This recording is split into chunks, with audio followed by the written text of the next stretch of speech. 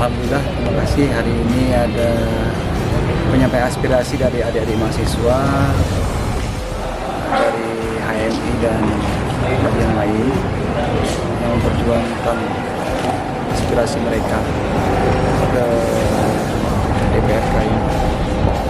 Alhamdulillah hari ini berjalan dengan baik. Adik-adik mahasiswa tertib, aspirasinya tidak ada yang anarkis dan berjalan dengan lancar. Hari ini adik-adik ini sepertinya tadi minta kepada Ketua DPRK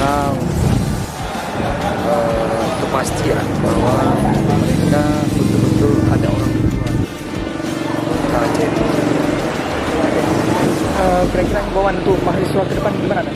Kalau himbauan untuk mahasiswa ke depannya agar pelaksanaan aspirasi atau demo sudah diatur dengan undang-undang dan memang intinya dibolehkan. Itu ada bentuk demokrasi. Cuman harapannya bahwa setiap yang dilakukan demo tersebut harus dilakukan dengan baik dan benar dan tidak ada kemungkinan anarkis.